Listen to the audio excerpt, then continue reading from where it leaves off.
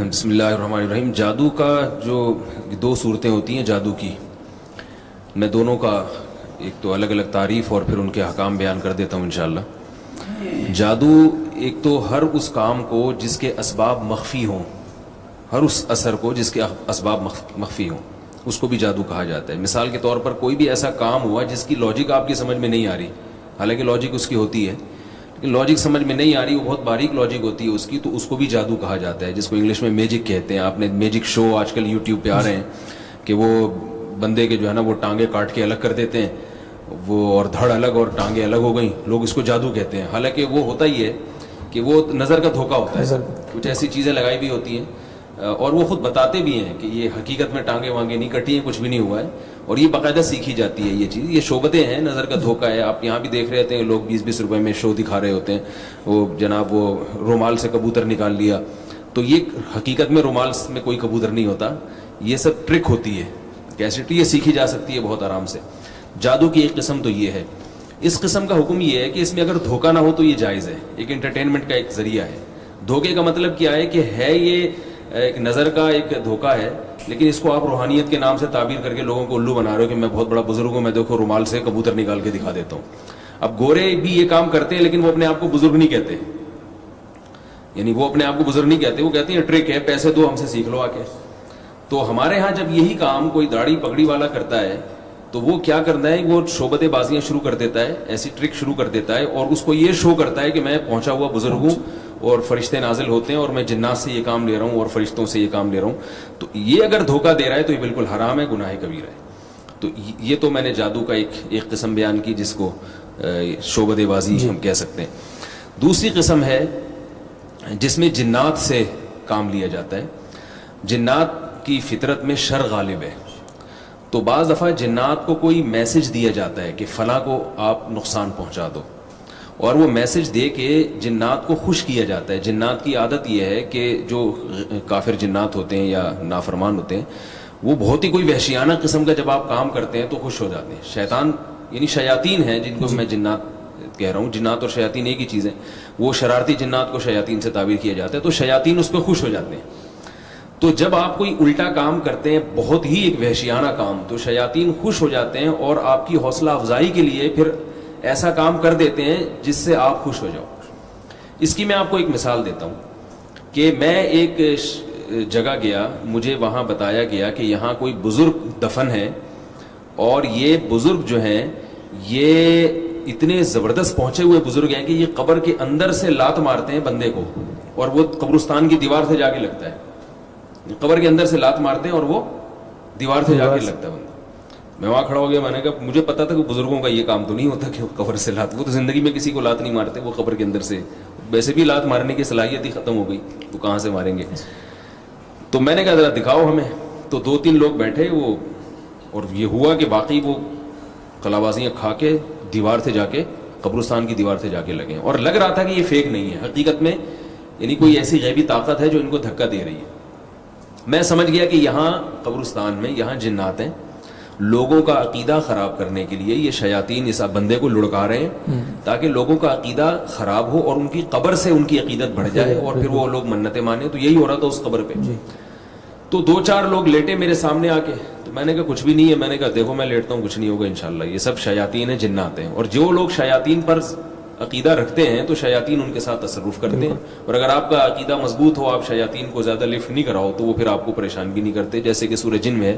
مجھے آپ اجازت دیں میں اس موضوع پر تھوڑا ڈیٹیل میں بات کروں کیونکہ یہ جادو کا موضوع بہت، اس میں بہت خلط ملط لوگوں نے کیا ہے، اور جعلی عاملین کا، ہاں جعلی عاملین جو ہے نا جادو کے نام پہ بہت الو بناتے ہیں لوگوں کو.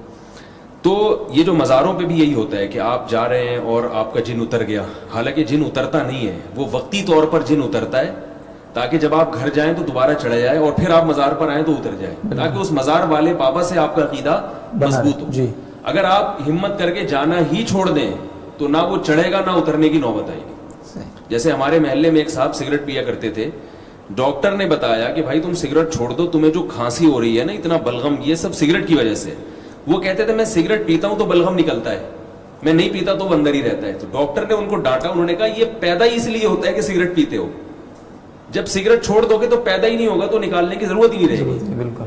تو وہ اس کو تو دیکھ رہے ہیں کہ سگریٹ پی کے بلغم بہت نکل رہا ہے میرا، نہیں پیوں گا تو نہیں نکلے گا. اللہ کے بندو جب نہیں پیو گے تو پیدا ہی نہیں ہوگا کہ نکالنے کی اس کو ضرورت پڑے.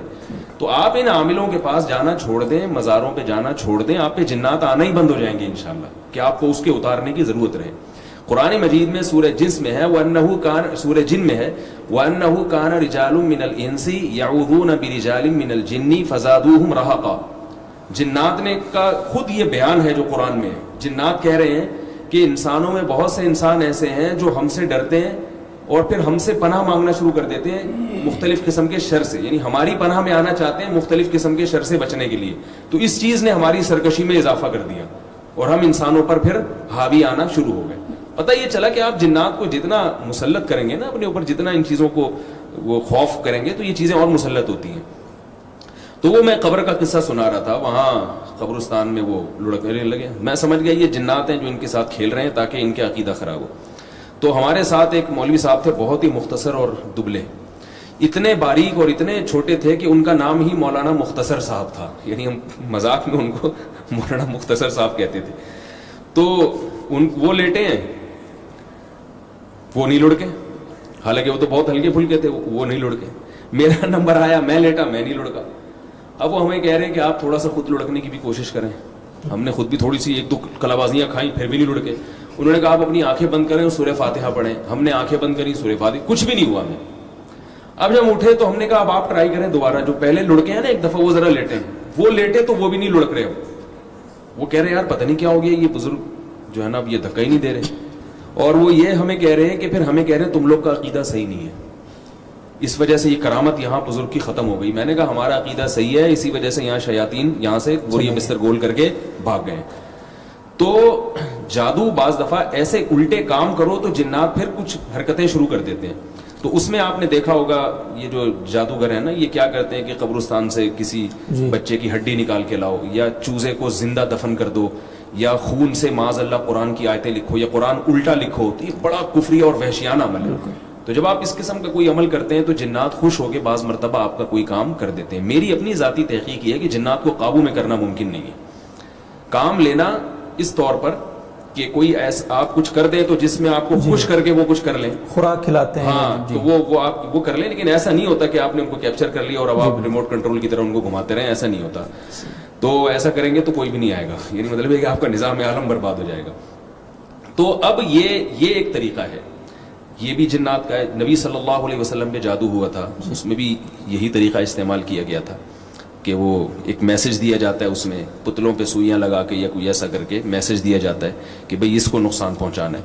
تو اس کا حکم کیا ہے, یہ قرآن مجید نے اس کو کفر قرار دیا ہے. اس میں اگر شرکی الفاظ کہیں ہیں کسی نے تو وہ کافر ہو جائے گا, شرکی الفاظ اگر نہیں کہیں تو کافر تو نہیں ہو جائے گا مگر کبیرہ گناہ کا مرتکب ہوگا. اور فقہاء نے لکھا ہے کہ حکومت پر لازم ہے کہ ایسے شخص کو قتل کر دے جو اس جادو کرتا ہے. یہ عام آدمی کا کام نہیں ہے کہ وہ خود یہ کام کرتا پھر, حکومت پر لازم ہے کہ وہ ایسے شخص کو زندہ نہ چھوڑے. البتہ ایک اہم بات یہاں پر یہ ہے کہ لوگ نا جادو سے خوفزدہ بہت ہوتے ہیں. دو چیزیں میں یہ بیان کروں گا کہ جادو سے کیا حقیقت اور ماہیت بھی تبدیل ہوتی ہے کسی چیز کی, ایک مسئلہ تو یہ رہ گیا ہے. دوسرا مسئلہ میں یہ بیان کروں گا کہ جادو جو ہے اتنی ڈرنے کی چیز نہیں ہے جتنا لوگ آج کل ڈر رہے ہیں. جادو اسباب ضعیفہ میں سے ہے. دیکھیں جب بھی کوئی کام ہوتا ہے نا, کسی چیز کا کوئی نتیجہ, ہم کوئی سبب اختیار کرتے ہیں تو اس پر نتیجہ نکلتا ہے نا. جی آپ کو پیاس لگ رہی ہے, آپ پانی پئیں گے, پانی پینا سبب ہے پیاس بجھانے کا. پانی پئیں گے تو یقیناً پیاس بجھے گی, الا یہ کہ کوئی معجزہ ہو جائے اور پیاس نہ بجھے, لیکن پیاس بجھتی ہے. تو ہم یہ کہہ سکتے ہیں کہ پانی پینا پیاس بجھانے کا یقینی سبب ہے اور اس سبب کو اختیار کرنا فرض ہے. اگر آپ کو پیاس لگ رہی ہے, آپ پانی نہیں پیتے اور مر جاتے ہیں, خودکشی کا گناہ ہوگا. بھوک کے وقت کھانا جب آپ کھائیں گے تو پیٹ بھرے گا. تو یہ یقینی اسباب ہے. اسی طرح بیماری میں علاج کرنا, ہم جب دوا کھاتے ہیں تو عام طور پر ہم ٹھیک ہو جاتے ہیں لیکن بعض دفعہ ٹھیک نہیں بھی ہوتے. تو علاج کرنا ایک تھوڑا سا نسبتاً کمزور سبب ہو گیا, ٹھیک ہے نا. اسی وجہ سے فقہاء کہتے ہیں علاج واجب نہیں ہے.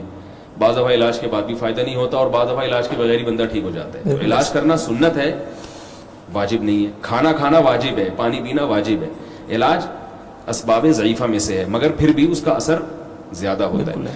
تیسری چیز وہ ہے کہ جب ہم وہ سبب اختیار کرتے ہیں تو اکثر نتیجہ نہیں نکلتا, کبھی کبھار اتفاق سے نکل بھی جاتا ہے. اس کی مثال ایسے جیسے کسی کو بخار ہے, آپ اس کو کوئی بخار کا تعویذ باندھو, بہت کم امکان ہے کہ تعویذ سے بخار اتر جائے. اگر تعویذ سے عام طور پر بخار اترتا تو ڈاکٹر لوگ پیناڈول کے بجائے وہ تعویذ کی پرچیاں لے کے بیٹھے ہوتے. بخار کے مریض کو آپ 2 گولی پیناڈول کھلا دیں, بخار 90% چانسز ہیں کہ بخار اتر جائے گا, کیسے ہی تیز بخار ہو. لیکن آپ اس کو تعویذ لٹکا دیں اس کے گلے میں تو 5% چانس ہے کہ اس کا بخار اترے, 95% یہی ہوتا ہے کہ نہیں اترے. اور 5% جو چانس ہوتا بھی ہے اگر اتر بھی جائے تو یہ پتہ بھی نہیں ہوتا کہ یہ خود سے ہی اترا ہے یا اس کے تعویذ کی وجہ سے اترا ہے. تو اسی طرح جیسے یہ تعویذ ہے اسباب ضعیفہ میں سے, ایسے ہی جادو کے ذریعے جب ہم کسی کو نقصان پہنچاتے ہیں, تو جب ہم کسی کو نقصان پہنچاتے ہیں, نقصان پہنچانے کا ایک طریقہ یہ ہے کہ آپ بندوق سے گولی مار دیں اس کو, یہ بالکل یعنی یقینی اثر, فوراً اثر ہوگا.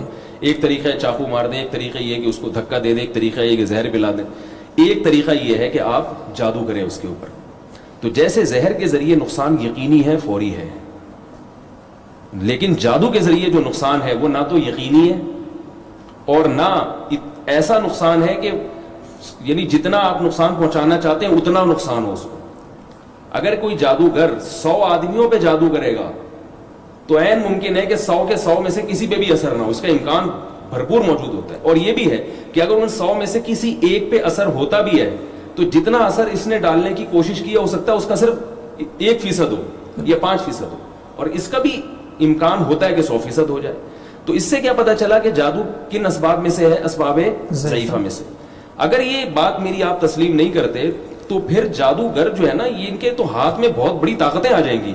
یہ تو بیٹھ کے کسی کو بھی نقصان پہنچانا ہے بڑے آرام سے. آپ دیکھتے ہیں کہ جادوگر تو بالکل لنگ دھڑنگ ہوتے ہیں, ان کے پاس تو کچھ بھی نہیں ہوتا. کسی کے پاس اتنی بڑی صلاحیت آ جائے کہ وہ جب چاہے جس کو چاہے نقصان پہنچا دے, وہ تو دنیا کا بادشاہ بن جائے. لیکن یہ ان کی حالت دیکھیں, یہ تو اب لوگوں نے ان کو پیسے دینا شروع کیے ہیں تو انہوں نے گھر بار بنا لیے, ورنہ ہمارے بچپن میں یہ جتنے جادوگر تھے یہ فٹ پاتھوں پہ بیٹھتے تھے اور رات کو فٹ پاتھ پہ سوتے تھے بیچارے.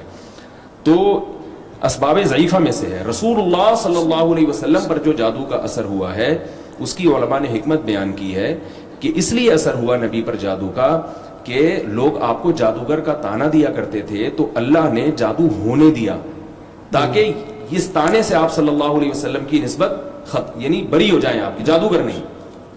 ورنہ میں کہتا ہوں ابو بکر رضی اللہ عنہ پہ جادو نہیں کیا ہوگا یہودیوں نے, کوشش نہیں کی ہوگی, اور اسلام کے اتنے بڑے بڑے لوگ ہیں, ظاہر ہے کچھ بھی نہیں ہوا. تو اتنا آسان نہیں ہے کہ جو چاہے. آج مسئلہ یہ ہے کہ جس عالم پر, جس مفتی پر, جس بزرگ پر, بڑے سے بڑے لوگ ہیں, کوئی بیماری ہوتی ہے فلاں نے کچھ کیا ہوا ہے, وہ بھائی نہیں ہو سکتا اتنے آرام سے, یہ دنیا کا نظام برباد ہو جائے گا. میں نے ایک دفعہ ایک صاحب سے کہا, میں نے کہا چلو یار تبلیغی جماعت میں چلتے ہیں ایک علاقے میں. انہوں نے کہا نہیں, وہ میں نے سنا ہے کہ وہاں جنات ہیں, وہ جن اٹھا کے مجھے پہاڑ پہ نہ رکھ دے کہیں. میں نے کہا یار اب تک تو کوئی ایسی رپورٹ نہیں ہے کہ تبلیغی جماعت گئی اور کسی نے جن کو اٹھا کے. تو لوگ وہمی بن رہے ہیں عاملوں کی باتیں سن سن کے, اس لیے جادو سے اتنا پریشان ہونے کی ضرورت نہیں ہے. ابھی ایک طالب علم ہے, اس نے مجھے چیلنج کیا کہ ہمارے ابا یہ کرتے ہیں اور یوں کرتے ہیں, فلانا کرتے ہیں, ڈمکانا کرتے ہیں. میں نے کہا کچھ بھی نہیں کرتے آپ کے ابا, ان سے کہو جو کرنا ہے میرے اوپر کر لیں, انشاءاللہ کچھ بھی نہیں ہوگا. کمال کی بات ہے ان کے ابا درزی بھی ہیں. تو وہ مجھے طالب علم نے کہا اپنے کپڑے دے دیں میں سیوں گا. میں نے کہا یہ کپڑے لے لو اور بہت اچھا موقع مل رہا ہے, اس قمیض پہ جتنے فلیتے پلیتے پڑھنے ہیں پڑھ کے دینا مجھے, اور میں پہن کے آؤں گا انشاءاللہ. میں یہ میڈیا پہ بات شو مارنے کے لیے نہیں کہہ رہا, لوگوں کا خوف نکالنے کے لیے کہہ رہا ہوں. میں نے ان کو قمیض دی, ابھی جا کے آپ پوچھ لیں. میں نے کہا یہ کرتا ہے سی کے دو, اور اس پہ جتنے فلیتے پلیتے آپ نے پڑھنے ہیں نا, جادو ٹونے کے بھوت جن چڑیل سارے اس پہ پڑھ لو, انشاءاللہ کچھ بھی نہیں ہوگا. اور میں نے کہا یہ شلوار بھی ہے, اس کا نیفا بھی ہے, اس میں تعویذ رکھ کے لے آؤ. تو اللہ کے بندو اتنا ان چیزوں کو مسلط اپنی, میں مانتا ہوں جادو کا اثر ہوتا ہے مگر اتنا نہیں جتنا آپ لوگوں نے بنا لیا, اور اتنا آسان بھی نہیں. اور ایک اہم بات یہ بھی, آخری بات, کہ مشہور شخصیتوں پہ بھی جادو کا اثر نہیں ہوتا, کیونکہ مشہور شخصیتوں میں عام طور پہ کانفیڈنس ہوتا ہے. اب دیکھو حضرت موسیٰ علیہ السلام کے خلاف ہزاروں جادوگر تھے, لاٹھیاں پھینکی وہ سانپ نظر آئیں. فرعون نے جادوگروں کو دھمکی دی کہ میں تمہارے ہاتھ پاؤں کاٹ کے لٹکا دوں گا, تو وہ ہزاروں جادوگر مل کے ایک رسی پھینکتے وہ فرعون کو کھا جاتی. فرعون پہ کوئی دھمکی نہیں دے رہے وہ. اس کا مطلب یہ کہ ان کی صلاحیتیں بہت محدود ہوتی ہیں اور بہت ان کو گراؤنڈ بنانا پڑتا ہے اس کے لیے. اس لیے اللہ پہ توکل کرنا چاہیے, اللہ پہ اعتماد کرنا چاہیے. باقی مسئلہ کہ جادو سے حقیقت تبدیل ہوتی ہے پھر کسی اور وقت انشاءاللہ, ورنہ سارا وقت جو ہے میں ہی کھا جاؤں گا. ایسا نہ ہو آپ ہی مجھ پہ کوئی عملیات وغیرہ کروانا شروع کر دیں کہ بھائی جادو ہو گیا. جی بہت شکریہ مصعب, اور یہ بہت ہی اہم بات آپ نے بیان فرمائی ہے کہ جس طرح سے یہ جو آپ نے بات فرمائی تھی درمیان میں کہ یہ پھر رکتا نہیں ہے سلسلہ. آپ ایک عامل کے پاس گئے ہیں تو اس سے پھر سلسلہ بڑھتا چلا جاتا ہے. ایک چھوٹی سی بات آپ کو بتاؤں, میں نے کئی لوگوں کے جادو کا علاج کیا الحمدللہ. کئی لوگوں پہ جنات آتے تھے, میں نے علاج کیا. اب آپ پوچھیں کیسے علاج کیا, कैसे इलाज? उनका इलाज छुड़वा दिया मैंने, यानी जहां इलाज कर रहे थे मैंने कहा यहाँ जाना छोड़ दो आप, और जो हो रहा है होने दो, सिर्फ सूर्य फलक सूर्य नास पढ़ो।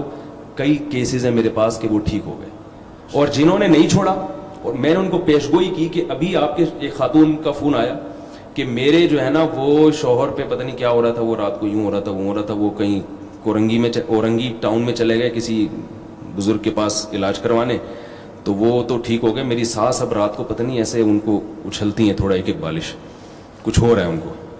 मैंने कहा आप उधर ताल्लुक ख़त्म कर दें, वरना थोड़े दिनों में सास ठीक होंगी, आप अभी वो सास 1 फुट उछल रही हैं, आप 2-2 फुट उछलेंगी की होता है। मैंने कहा फिर उसके बाद आपकी बहनोई उछलेंगे, फिर देवर उछलेंगे, क्योंकि जो इन आमिलों के पास चाहे कोई भी हो एक दफा गया है ना, उसकी नस्लें और उसके पूरा खानदान इसमें मुलविस हुए। एक बंदा ठीक होता है दूसरा खराब हो जाता है। कारोबार है, छोड़ दो इसको। जी बिल्कुल, ये उनका लोग कारोबार कहते हैं है। वो फला पैसे नहीं लेते, कोई बात नहीं, पैसे नहीं लेते, छोड़ दो आप उसको। अल्लाह पे तवक्कुल करो, आयतल कुर्सी पढ़ो, सूरह फलक सूरह नास पढ़ के रात को दम करो, ठीक हो जाओ, ठीक सही है, नहीं ठीक होते सब्र करो, इसमें सब्र करो, बिल्कुल।